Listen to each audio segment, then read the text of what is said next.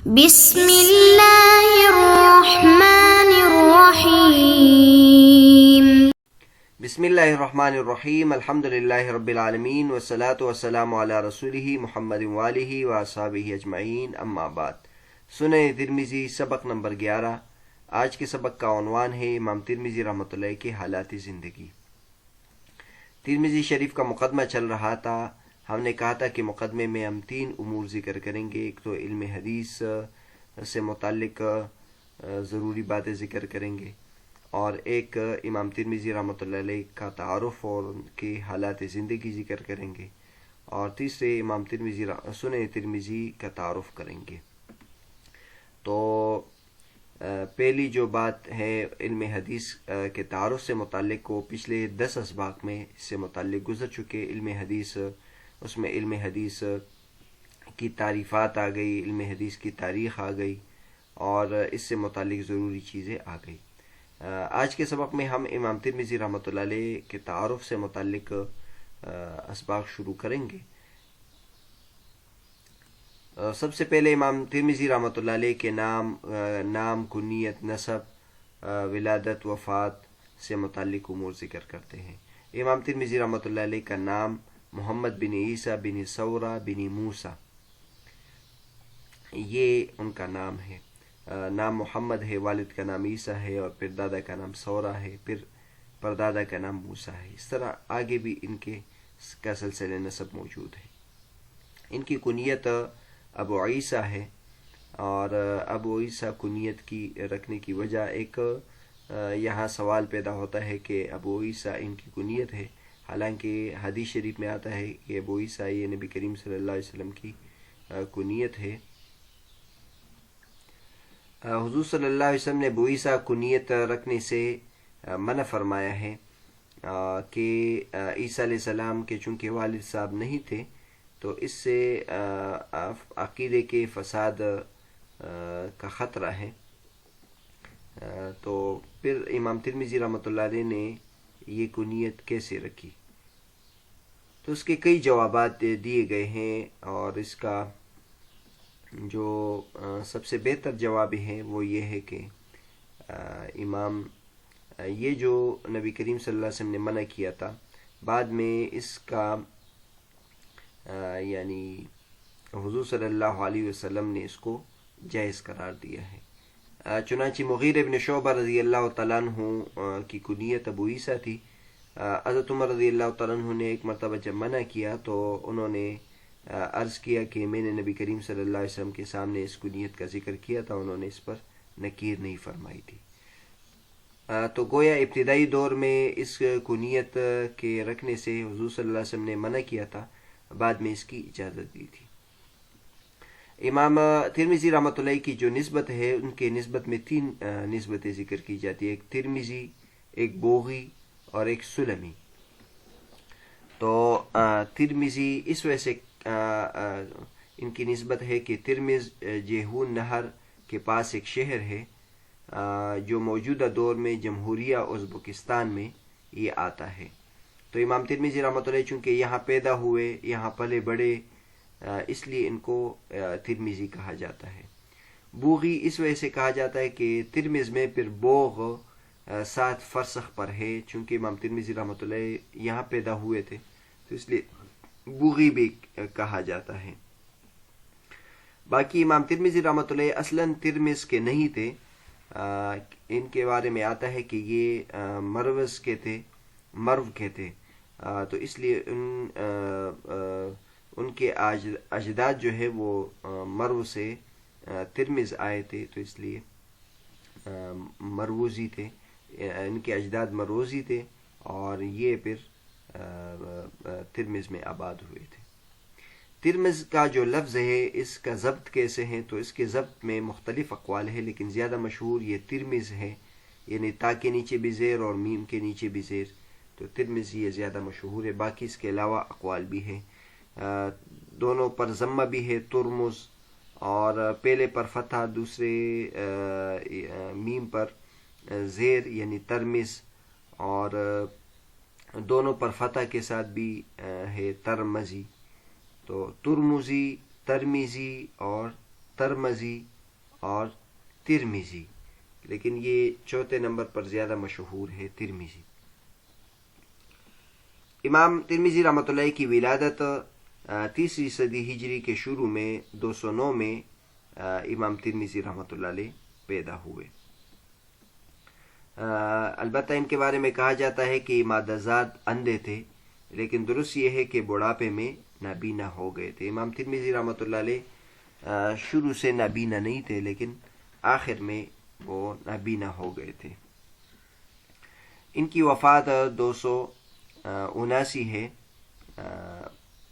گویا 70 سال کی عمر میں ان کا انتقال ہوا ہے، جو بظاہر بہت زیادہ لمبی عمر نہیں ہے۔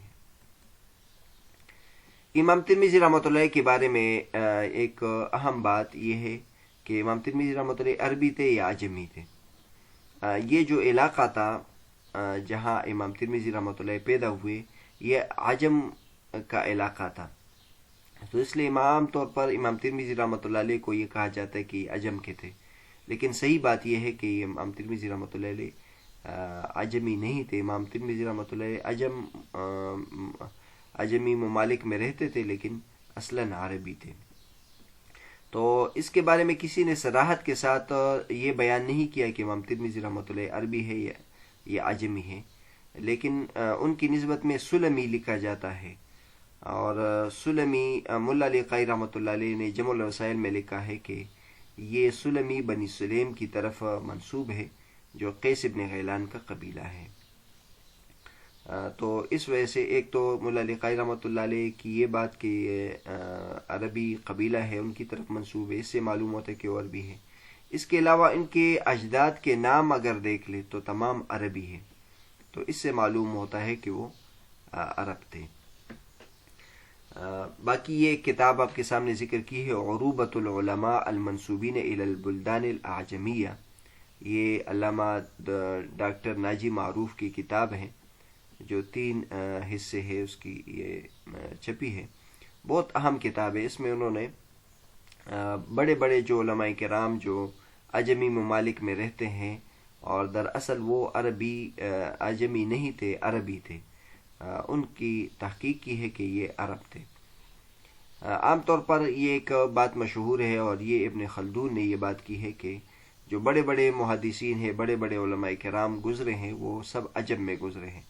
تو اس کتاب میں انہوں نے یہ تحقیق پیش کی ہے کہ ابن خلدون کی یہ بات درست نہیں ہے کہ وہ سب عجمی تھے، بلکہ دراصل یہ ہوا تھا کہ جب عرب علماء کرام نے عجم بلاد فتح کیے تو اس کے بعد وہ وہیں آباد ہو گئے، تو بکثرت عرب علماء کرام ان علاقوں میں آباد ہوئے، جس کے وجہ سے وہاں انہوں نے علم پھیلایا اور وہاں ان کی نشو و نما ہوئی۔ تو بظاہر ایسا لگا ہمیں کہ وہ عجم کے اہل علم تھے، لیکن در حقیقت وہ عرب علماء کرام ہیں۔ اس میں باقاعدہ ان تمام علماء کرام کا ذکر کیا گیا ہے، جس میں امام ترمذی رحمۃ اللہ علیہ کا بھی انہوں نے ذکر کیا ہے کہ امام ترمذی رحمۃ اللہ علیہ بھی اصلاً عرب تھے، اور وہ بنی سلیم قبیلے کی طرف منسوب تھے، اور وہ یہاں آباد ہوئے تھے، اور ان کے آباء و اجداد یہاں آباد ہوئے تھے۔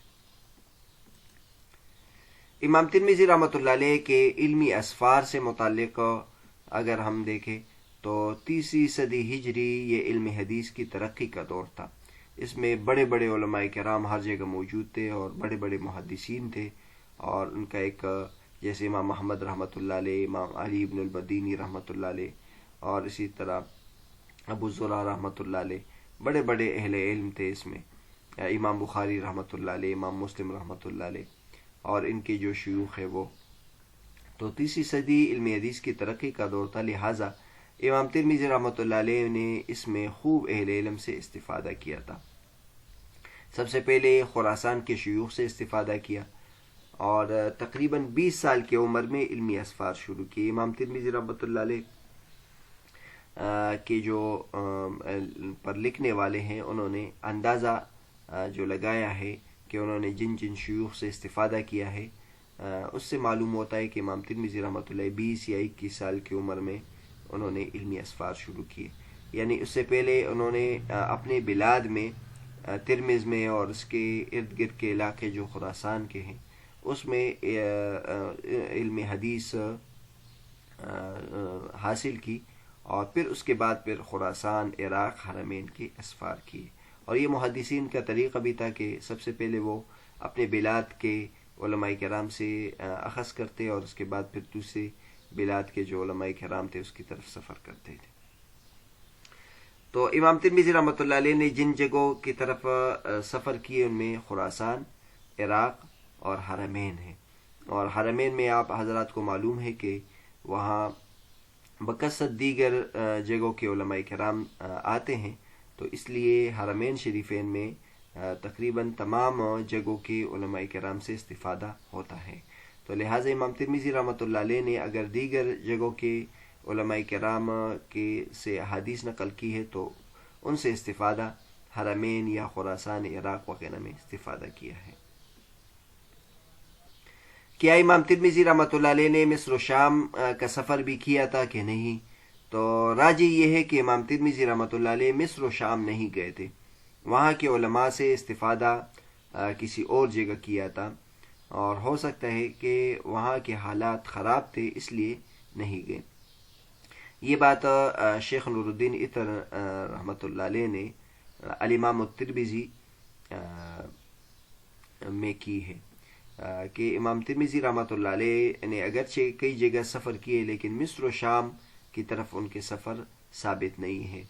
اور مصر و شام کے جن علماء کرام سے ان کا استفادہ ثابت ہے کہ انہوں نے ان علماء کرام سے حدیث نقل کی ہے، تو اس کے بارے میں یہ کہیں گے کہ ان سے حرمین شریفین میں یا دیگر جگہ میں استفادہ کیا ہے، لیکن مصر و شام کا سفر انہوں نے نہیں کیا ہے. کیا امام ترمذی رحمۃ اللہ علیہ بغداد بھی گئے تھے؟ تو یہ بھی ایک اہم سوال ہے.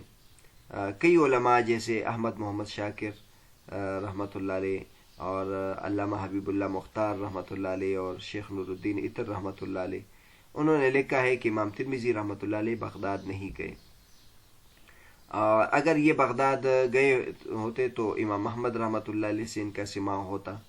اور اسی طرح خطیب بغدادی رحمۃ اللہ علیہ جنہوں نے تاریخ بغداد لکھی ہے اس میں اس کا ذکر کرتے. اور خطیب بغدادی رحمۃ اللہ علیہ نے تاریخ بغداد میں ہر اس محدث کا ذکر کیا ہے جو بغداد آیا ہو، جو بغداد سے گزرا ہو، اس کا بھی ذکر کیا ہے. تو خطیب بغدادی رحمۃ اللہ علیہ کا امام ترمذی رحمۃ اللہ علیہ تاریخ بغداد میں ذکر نہ کرنا یہ بھی دلیل ہے کہ امام ترمذی رحمۃ اللہ علیہ بغداد نہیں گئے تھے. لیکن شیخ اکرم ضیاء العمری نے امام ترمذی رحمۃ اللہ علیہ کا بغداد جانے کو بہت تفصیل کے ساتھ ثابت کیا ہے. ایک تو انہوں نے ابن نقطہ کا حوالہ دیا ہے کہ انہوں نے لکھا ہے کہ یہ مصر گئے تھے اور مصر میں بغداد گئے تھے، بغداد میں اہل علم سے استفادہ کیا تھا. اور دوسرا انہوں نے امام ترمذی رحمۃ اللہ علیہ کی جو بغداد کے جو شیوخ ہیں ان کا تفصیل کے ساتھ تعارف کرایا ہے اور ان کی فہرست دی ہے کہ یہ بغدادی علماء کرام ہیں جن سے انہوں نے استفادہ کیا ہے، اس کی فہرست دی ہے. باقی یہ کہنا کہ امام محمد رحمۃ اللہ علیہ سے ان کا استفادہ ہوتا، تو امام محمد رحمۃ اللہ علیہ کی سے استفادہ اس وجہ سے نہیں کیا کہ اس وقت یعنی جب امام ترمذی رحمۃ اللہ علیہ بغداد گئے تھے تو امام محمد رحمۃ اللہ علیہ کا انتقال ہوا تھا. اور جہاں تک یہ بات ہے کہ خطیب بغدادی نے تاریخ بغداد میں امام ترمذی رحمۃ اللہ علیہ کا تذکرہ نہیں کیا ہے، تو اس کی وجہ یہ ہے کہ خطیب بغدادی سے بعض علماء کرام رہ گئے ہیں جو بغداد کے تھے یا بغداد انہوں نے سفر کیا تھا.